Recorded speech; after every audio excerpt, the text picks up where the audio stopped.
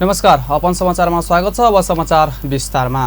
Cricketer Sandeep लामिछानेलाई उच्च अदालत पाटनले बलात्कार मुद्दामा सफाई दिएको छ। जिल्ला अदालत काठमाडौँले गरेको फैसला उल्ट्याउँदै लामिछानेलाई उच्च अदालतले निर्दोष ठहर गरेको हो। पीडित भनिएकी गौशाला 26ले हालेको मुद्दामा जिल्ला अदालतले सन्दीपलाई दोषी ठहर गर्दै 8 वर्षको जेल सजाय सुनाएको थियो।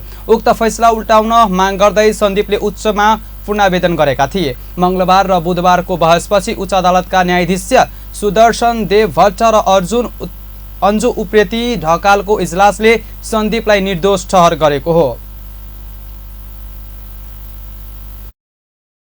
उहाँले खेल्न पाउनुहुन्छ त अब क्रिकेट नै, अब त्यो क्यानको कुरा भयो, त्यो मेरो विषय भएन। यहाँबाट क्लिन चिट पाइसक्यो, अदालतले सफाई दियो।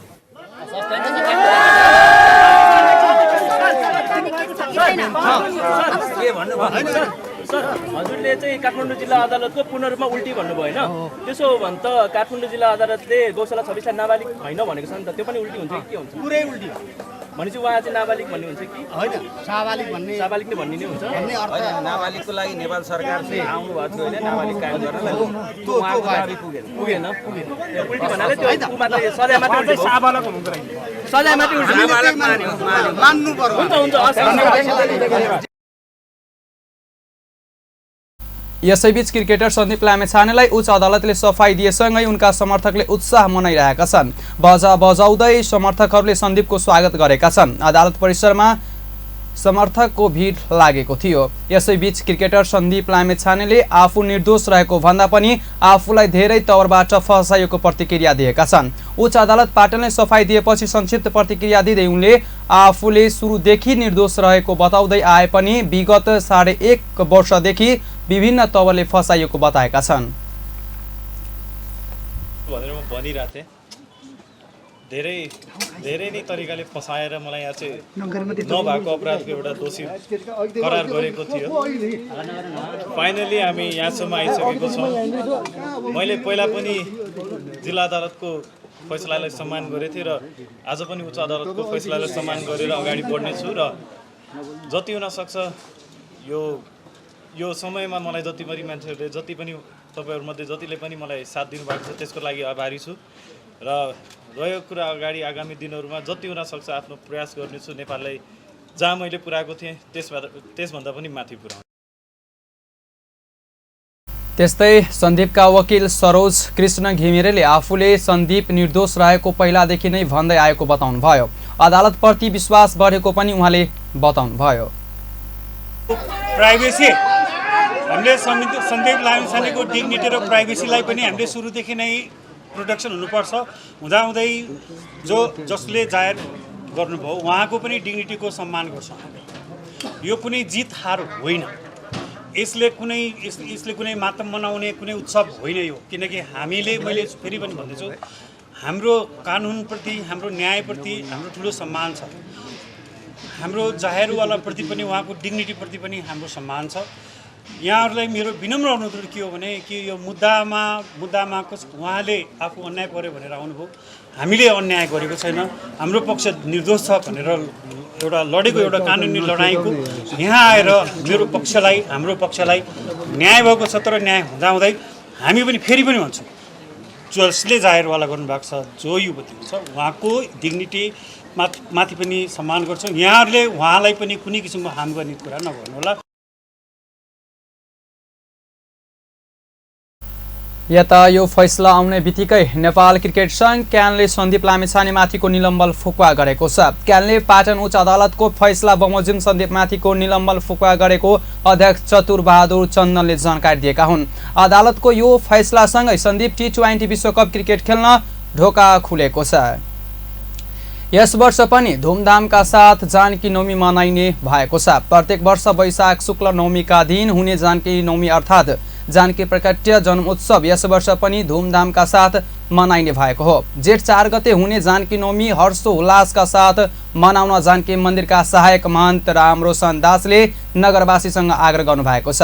उहाँले यस दिन विभिन्न धार्मिक अनुष्ठान गरिने पनि उहाँले जानकारी दिनुभयो। यस अवसरमा जेष्ठ 4 गते बिहान 5 बजे दुधमतीमा शाही स्नान गरी दिनको 12 बजे आरती महोत्सव तथा जानकीजीको डोला सहित नगर परिक्रमा र सन्ध्या आरती सहितका कार्यक्रम हुने जानकारी दिनुभएको छ।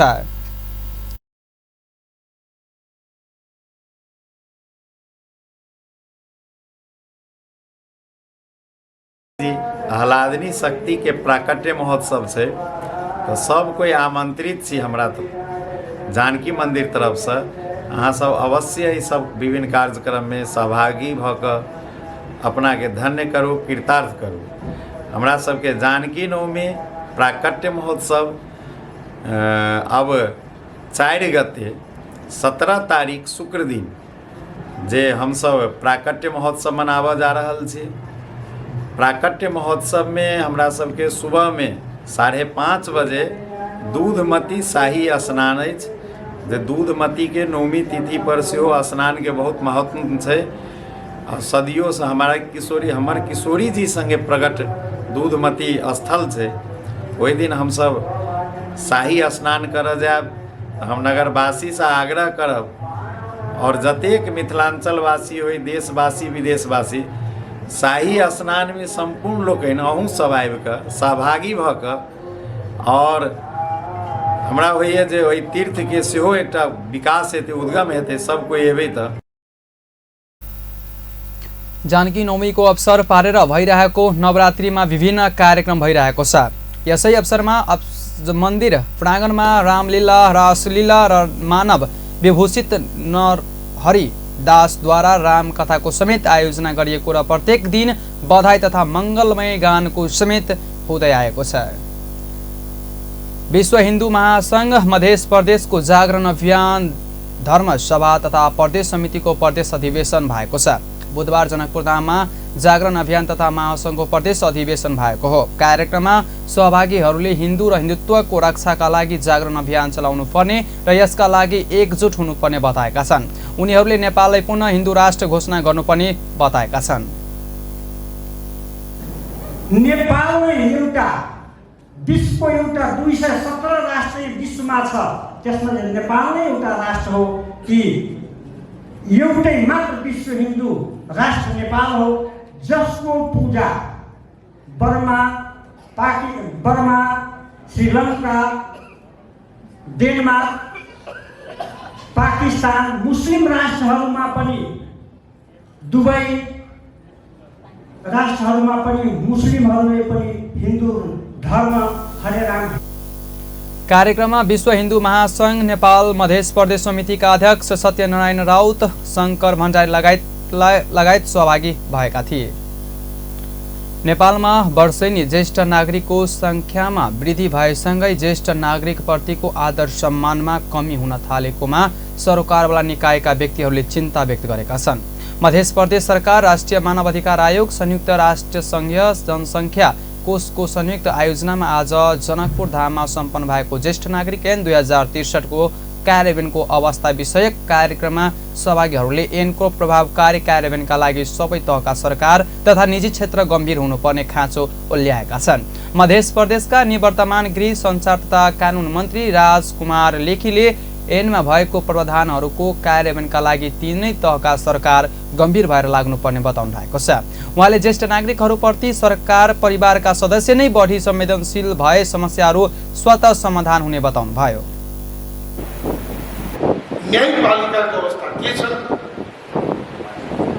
ब्युरोक्रेसीको अवस्था के छ, नागरिक समाजको अवस्था के छ, हामी प्रत्येक नागरिक आफै पनि हामी कति जिम्मेवार छौँ, अर्थात् राज्यका सबै अङ्ग सबै क्षेत्र हामी जिम्मेवार छौँ कि छैन। म सामान्य एउटा व्यवहारिक कुरा गर्न चाहन्छु। तपाईँ हामी कुनै पनि सरकारी कार्यालय जाउँ, स्थानीय सरकारको, नगरपालिकाको, गाउँपालिकाको कार्यालय जाउँ वा प्रदेश सरकारको मन्त्रालय जाउँ। कार्यक्रममा राष्ट्रिय मानवाधिकार आयोगका सदस्य मनोज जुवाजीले ज्येष्ठ नागरिकहरू घर परिवार तथा देशका लागि योगदान गरेकाले उहाँहरूको यो योगदान कदरका लागि ऐनको निर्माण भएकाले यसको प्रभावकारी कार्यान्वयन आवश्यक भएको बताउनु भएको छ। जनकपुर धाम उपमहानगरपालिकाका उपप्रमुख किशोरी शाहले ज्येष्ठ नागरिकको सम्मान घरबाट हुने गरिएको पाठ्यक्रम सुधार गर्नुपर्ने बताउनुभयो। संयुक्त राष्ट्रसङ्घ संघीय जनसङ्ख्या कोषका मध्य प्रदेशका प्रमुख डाक्टर नरेश कुमार मिश्रले ज्येष्ठ नागरिकहरूका लागि संविधानले ग्यारेन्टी गरेका कुरा राज्यले प्रदान गर्न नसकेको आरोप लगाउनुभयो। संयुक्त राष्ट्र संघीय जनसङ्ख्या कोषका नेपाल स्थित केन्द्रीय कार्यालयका कार्यक्रम विश्लेषक समीर घिमिरेले ज्येष्ठ नागरिक सम्बन्धी कार्यपत्र प्रस्तुत गर्दै हालै सार्वजनिक भएको जनगणनाको नतिजा अनुसार मुलुकमा वृद्ध वा वृद्धाको सङ्ख्या 29,77,218 जना रहेको र उक्त सङ्ख्या कुल जनसङ्ख्याको 10.2% रहेको बताउनुभयो। गत जनगणनामा कुल जनसङ्ख्याका ज्येष्ठ नागरिक 8.3% मात्र रहेका थिए। अहिले राज्यले ज्येष्ठ नागरिकलाई वार्षिक रूपमा 45 अर्ब भत्ता वितरण हुने गरेको बताउँदै अधिवक्ता राजकुमार महासेठले यो भत्ता गरिब तथा विपन्नलाई मात्र दिँदा राज्यको ठूलो रकम जोगिने र त्यसलाई विकास निर्माणमा खर्च गर्नु उपयुक्त हुने सुझाव दिनुभएको थियो। महोत्तरीका क्षयरोगीहरूलाई पोषण सामग्री वितरण गरिएको छ। विराट नेपाल मेडिकल ट्रस्ट BNMT ले सावित्री वरुण यन्त्र फन्ड फोरम टिभीको आर्थिक सहयोगमा नौरिस टिभी प्रोजेक्ट अन्तर्गत बुधबार औरी नगरपालिका वार्ड नम्बर 10 औरी नगरपालिका 10 जना र रामगोपालपुर नगरपालिका 10 जना क्षयरोगीहरूलाई पोषण सामग्री वितरण गरेको हो। माघ महिनापछि क्षयरोग पुष्टि भएको र यी पालिका अन्तर्गतका स्वास्थ्य संस्था उपचाररत रहेकाहरूलाई पोषण सामग्री वितरण गरिएको छ। बिरामीहरूलाई चामल, दाल, तेल, चना, आटा, मांसाहारीलाई अन्डा र शाकाहारीलाई सोयाबिन वितरण गरिएको छ। उनीहरूलाई 6 महिनासम्म प्रत्येक महिना यो सामग्री वितरण गरिने BNMT महोत्तरीका कार्यक्रम संयोजक डाक्टर मनोज कुमार शाहले जानकारी दिनुभएको छ। त्यस क्रममा औरी नगरपालिका प्रमुख प्रदीप कुमार खड्काले BNMT नेपालले टिभी निदान, उपचार र न्यूनीकरणमा राम्रो काम गर्दै आएको बताउनु भएको छ। यस्ता कार्यक्रमले बिरामीहरूको जीवन बचाउन महत्त्वपूर्ण भूमिका निर्वाह गर्ने भन्दै उहाँले भोकै पेट औषधि खानुपर्ने अवस्था अन्त्य गर्नुपर्ने बताउनुभयो। त्यस क्रममा रामगोपालपुर नगरपालिकाका प्रशासकीय अधिकृत अक्षयलाल दास लगायत पनि सहभागी भएका थिए। त्यस्तै बिहिबार महोत्तरीको गौशाला 20 जना क्षयरोगीलाई पोषण सामग्री वितरण गर्ने कार्यक्रम रहेको छ। यो कार्यक्रम पालिकाहरूमा BNMT बीचको सम्झौतामा सञ्चालन भइरहेको छ। सम्झौता अनुसार पालिकाहरूले 40 जनालाई र BNMT नेपालले सावित्री बस्नयाद फन्ड फर टिभी आर्थिक सहयोगमा 40 जनालाई पोषण खानेकुरा र सामग्री वितरण गर्ने गर्छन्। 6 महिनासम्म कुल 80 जनालाई पोषण सामग्री दिनेछन्। बिरामीहरूको पोषण अवस्थामा सुधार ल्याउने उद्देश्यले यो सामग्री वितरण गरिएको पनि संयोजक डाक्टर शाहले जानकारी दिनुभयो। गरिब विपन्न ज्येष्ठ नागरिक, विद्यार्थी, गर्भवती, सुत्केरी, बेरोजगारी र बसाई सराई गरी आएका बिरामीलाई प्राथमिकतामा राखेर पोषण सामग्री बाँड्ने गरिएको छ। अब सानो व्यावसायिक विश्रामपछि बाँकी समाचार। इमानदारिताको साथ मेहनत गरेपछि फल त पक्कै पाइन्छ। इमानदारितासँगै सफल हुनको लागि साथ चाहिन्छ। म मेरो व्यवसायमा सफल हुनुमा मलाई नेपाल टेलिकमको बलियो साथ छ। हाम्रा देशभर रहेका कार्यालयहरूमा सहज रूपमा सम्पर्क गर्नको लागि नेपाल टेलिकमको 4G लगायत लिज लाइन, इन्टरनेट र CUG सेवाले ठुलो सहयोग पुर्याएको छ। नेपाल टेलिकम, राष्ट्रको संचार। काठमांडू के पैराडाइज मैन पावर अब अपने जनकपुर धाम में वैदेशिक रोजगार के लिए संपूर्ण कार्य करे वाला Saudi, Qatar, Dubai, Malaysia, Kuwait लगायत संपूर्ण देश सब में गारंटी के साथ पठावा वाला, अपने के कहल बमोजिम के सैलरी में गारंटी के साथ विदेश पठावा वाला एकमात्र भरोसेगर कंपनी अब अपने जनकपुर धाम में पैराडाइज मैन पावर। आप विदेश जाए के लिए करावा वाला संपूर्ण कार्य सब के लिए काठमांडू ने जाए पड़त अपने जनकपुर धाम में आबि गेल पैराडाइज मैन पावर। जाए के लागि जे आम पब्लिक सब थे काठमांडू जाकर घंटों लाइन में लागे पड़े छले इंटरव्यू के लागि और 10-15 हजार रुपया खर्चा होई छले। अब काठमांडू नहीं जाए पड़ते। मैन पावर अपने से जनकपुर के भवनपुरा में आ गए रहे। पैराडाइज मैन पावर में इंटरव्यू सहित के एकदम गारंटी के साथ में विदेश पठावे के काम हो रहा है। विस्तृत जानकारी के लिए संपर्क करी paradise international private limited, branch office Janakpur Dham, Bhramarpura चौक, परिक्रमा सड़क। Contact 9801 25 430, ISO 9001 2000 certified. विश्रामपछि पुनः समाचारमा स्वागत छ। अब बाँकी समाचार। प्रधानमन्त्री पुष्पकमल दाहालले सरकारले 50 करोड रुपियाँसम्मका प्रत्यक्ष वैदेशिक लगानी आवेदनका लागि स्वचालित रूट प्रणाली सुरु गरेको बताउनु भएको छ। बुधबार काठमाडौँमा नेपाल युरोपियन युनियन सम्बन्धको 50औं वार्षिक उत्सवको उपलक्ष्यमा आयोजित समारोहलाई सम्बोधन गर्दै उहाँले यस्तो प्रतिक्रिया दिनुभएको छ। यो सुरुवातसँगै नेपालमा व्यवस्थापकीय दक्षता र पुँजी भित्रिने विश्वास व्यक्त गर्नुभएको छ। उहाँले दिगो विकासको मान्यताका सरकारले वातावरणीय रूपमा दिगो र आर्थिक रूपमा व्यावहारिक हरित अर्थव्यवस्था पहलहरूलाई प्राथमिकता दिएको बताउनुभयो।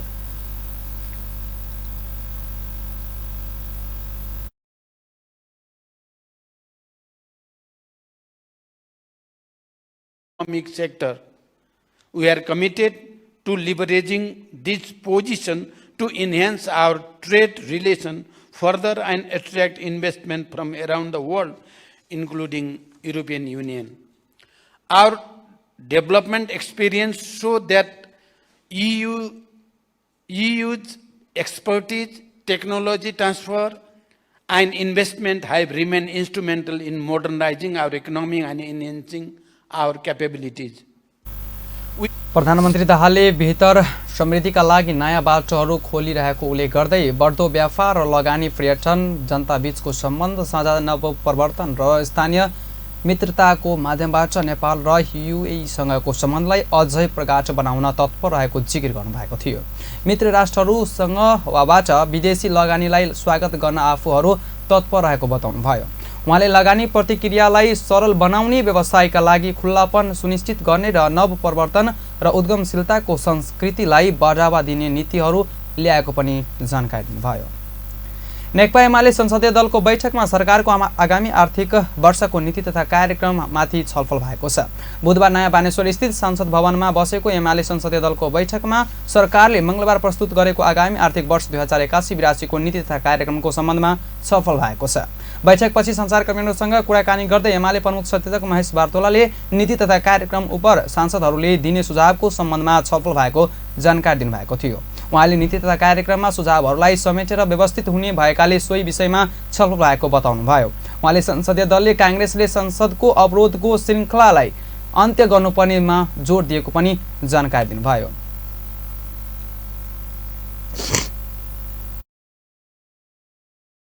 समेट्नु पर्ने विषयहरू पनि छन्। अझ केही सुझावहरू समेट्दा केही विषयहरू समेट्दा व्यवस्थित हुन्थ्यो कि भन्ने पनि केही लागेको छ।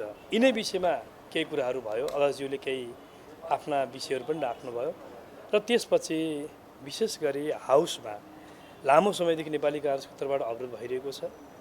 अब अवरोध कति समयसम्म हामी सहेर बस्ने? सांसदको महत्त्वपूर्ण समय, देशको महत्त्वपूर्ण समय, संसद स्वयंले गर्नुपर्ने कामको विषयलाई नेपाली कांग्रेसको एक प्रकारले भन्नु भने कुण्ठा, दोषपूर्ण।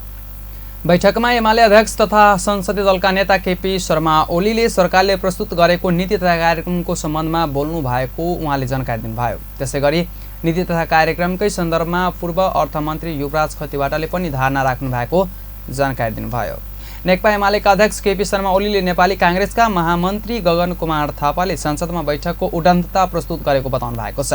बुधबार एमाले संसदीय दलको बैठकमा बोल्दै अध्यक्ष ओलीले नेपाली कांग्रेसका महामन्त्री थापाले सभामुखमाथि अशिष्ट ढङ्गले प्रस्तुत भएका उडन्तता देखाएको पनि बताउनुभयो।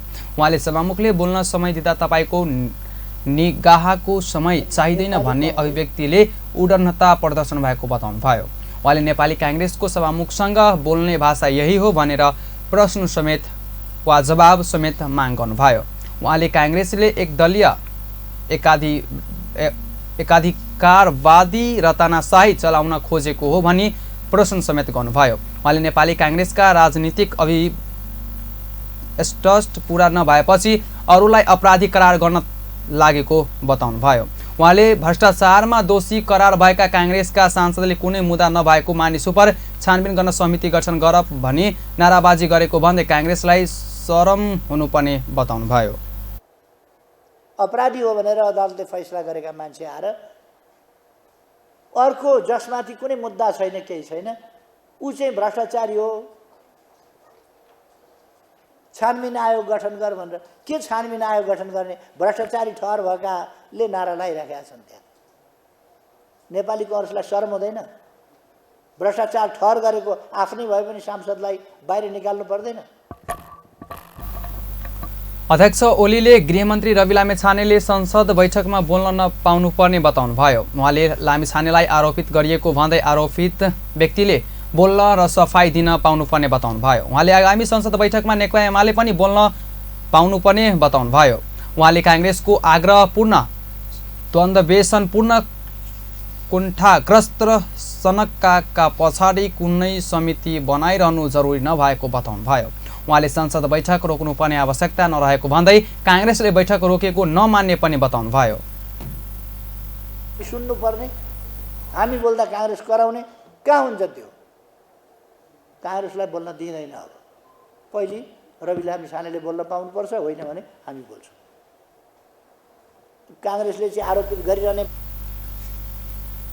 अध्यक्ष ओलीले राष्ट्रिय स्वतन्त्र पार्टीका सभापति समेत रहनुभएका गृहमन्त्री रवि लामिछानेलाई नेपाली काङ्ग्रेसले 1.5 वर्ष प्रधानमन्त्री बन्न अफर गरेको दावी पनि गर्नुभयो। काङ्ग्रेसको प्रधानमन्त्री अफर त्यागेपछि लामिछानेलाई आरोपित गर्ने प्रयास गरेको उहाँको भनाइ छ।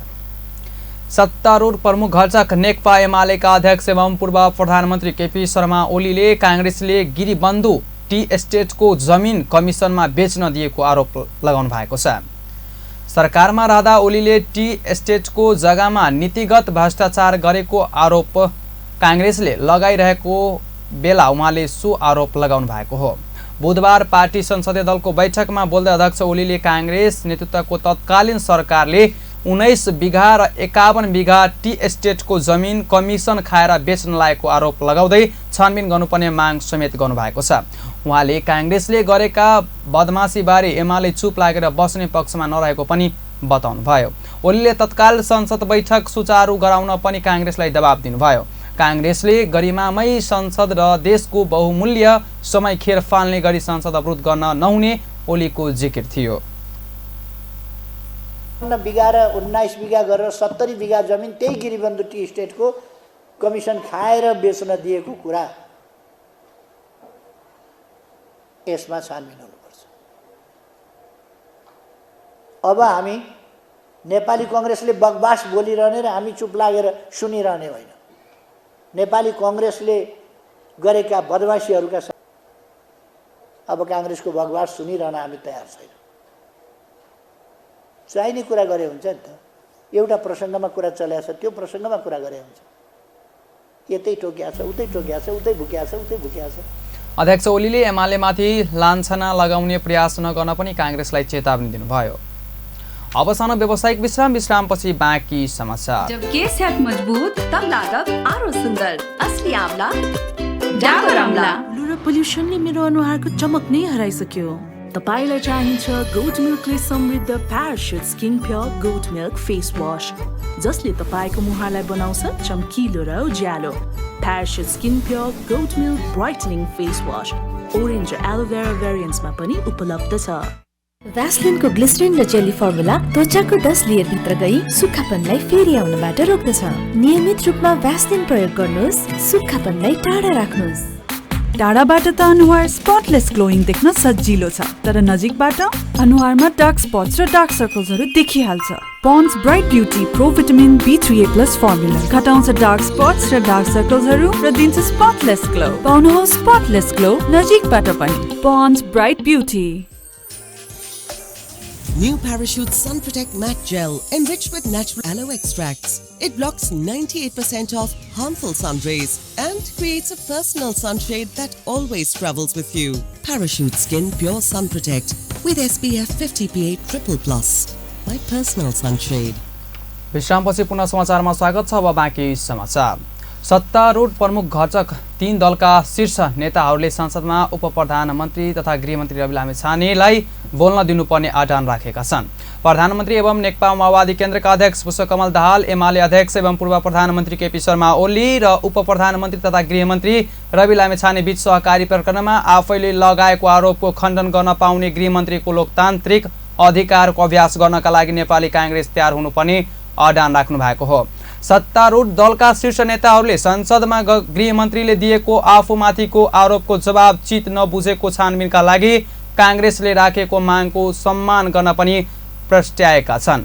बैठकपछि सञ्चारकर्मीसँग संक्षिप्त कुरा गर्दै राष्ट्रिय स्वतन्त्र पार्टीका सभापति समेत रहनुभएका उप प्रधानमन्त्री लामिछाने सदन र सडक सबैतिर आफूमाथि लगाइएको आरोपको खण्डन गर्न संसदमा आफूले बोल्न पाउनुपर्छ बताउनु भएको थियो। रूपमा चाहिँ प्रश्नहरू उठे, आरोपहरू लागे, सदनमा पनि गालीगलोजै चल्यो, सडकमा पनि चलिसक्यो। अब त भनेपछि एउटा लोकतन्त्रमा एउटा एकपटक आफूलाई लागेको बारेमा लागेको कुरालाई एकपटक जवाफ दिन पाउने त्यो अधिकार पनि हो। त्यति एउटा चिज नै हो। त्यस पछाडि अगाडिको कुरा त्यसपछि अगाडि बढिहाल्छ। त्यसपछि भएन, चित्त बुझेन, जवाफै चित्त बुझेन भने उहाँहरूको अधिकारको त फेरि हामी सम्मान गरिहाल्छौँ नि। नेपाली कांग्रेसले उप प्रधानमन्त्री लामिछाने सहकारी ठगी प्रकरणमा मुछिएको जिकिर गर्दै संसदीय छानबिन समिति नबनेसम्म संसद चल्न नदिने चेतावनी दिँदै आएको छ। यता सत्तारूढ दलका शीर्ष नेताहरू दाहाल ओली र लामिछानेले बीच पनि संसदलाई सुचारू गराउने विषयमा केन्द्रीय रहेर निरन्तर छलफल भइरहेको छ। एमाले अध्यक्ष ओलीले पार्टी संसदीय दलको बैठकमा कांग्रेस भोलि बोलाइएको संसद बैठकमा पनि उप प्रधानमन्त्री लामिछानेलाई बोल्न नदिने हो भने त्यसको प्रतिकार गरेर अघि बढ्ने चेतावनी पनि दिनुभएको छ। अर्थमन्त्री वर्षमान पुनले नीति तथा कार्यक्रममा लेखिएका विषय बजेटमा समेटेर कार्यान्वयन गर्न परिस्थिति बनाउने प्रतिबद्धता जनाउनु भएको छ। बुधबार नेपाल उद्योग वाणिज्य महासंघले आगामी आर्थिक वर्षको बजेटमा समेट्नुपर्ने विषयमा सुझाव दिन आयोजना गरेको कार्यक्रम बोल्दै अर्थमन्त्री पुनले यस्तो बताउनु भएको छ। उहाँले नीति कार्यक्रमलाई बजेटबाट समेट्न हर प्रयास लाग्ने पनि उल्लेख गर्नुभयो। अर्थमन्त्री पुनले स्लो डाउनमा रहेको आर्थिक अवस्थालाई सरकारले चल्यमान बनाउने र सबैको मनोबल उच्च बनाउने बजेट ल्याउने बताउनु भएको छ। उहाँले मुलुकमा व्यवसाय र उद्योग मैत्री वातावरण बनाउने नीति सरकारको रहेको जानकारी दिनुभयो। उहाँले व्यवसायीहरूले सम्पत्तिको रक्षा र सुरक्षाका विषयमा प्रश्न उठेको भन्दै निजी क्षेत्रको मनोबल कमजोर बनाउने नीति नमिले बताउनु भयो। उहाँले अर्थतन्त्रमा देखिएको शिथिलतामा सुधार ल्याउने सकिने बताउनु भयो। उहाँले निजी क्षेत्र निरुत्साहित हुने बताउनु भयो। उहाँले सरकार नियमभित्र यथार्थको धारातालमा बसेर अधिकतम राम्रो बजेट ल्याउन कोसिस गर्ने बताउनु भयो। अर्थमन्त्री पुनले अर्थमन्त्रीले राम्रो कोसिस गरेको भन्ने गराउने गरी बजेट आउने दाबी गर्नुभयो। उहाँले सरकारका नीतिहरू मुलुकको उत्पादनलाई प्रोत्साहन र संरक्षण गरी आउने बताउनु भयो। उहाँले व्यावसायिक वातावरण बनाउने गरी कसैलाई काखा कसैलाई पाखा लगाउने काम गर्ने बताउनु भयो। उहाँले शिथिल रहेका क्षेत्रलाई केही चल्यमान बनाउन प्राथमिकता दिने बताउनु भयो। उहाँले सरकार नयाँ करका दर लागू गर्ने भन्दा पनि करको दायरा बढाउने बताउनु भयो। सरकारले गर्दैन, कसैलाई एरेस्ट गर्ने खालको सरकार पोलिसी हुने कुरै भएन, छैन। त्यसो हुन चाहिँ यहाँहरूलाई अहिले बजेट मार्फत खास नीति कार्यान्वयनको नि एउटा उत्साह त जगाएको छ। बजेट मार्फत त्यसलाई चाहिँ बोक्न सक्ने हामी परिस्थिति बनाउँछौँ र यसमा चाहिँ हामी के आशावादी छौँ भने गर्न सकिन्छ। यस्तो अलिअलि सङ्कट भनिरहेको बेला, अलिअलि शिथिलता भनिरहेको बेला पनि केही सेक्टर उहाँले बाहिर भइरहेको हल्ला जस्तो सरकारले भुक्तानी नै गर्न नसकेको भन्ने विषय सही नभएको बताउनु भयो। उहाँले सरकारले निरन्तर भुक्तानी गरिरहेको भन्दै सिर्जना भइरहेको नयाँ दायित्व निरन्तर भुक्तानी भइरहेको पनि दाबी गर्नुभयो। हस्त अहिलेलाई यतिकै पल पल खबर तेज नजर हेर्दै अपन टेलिभिजन। नमस्कार।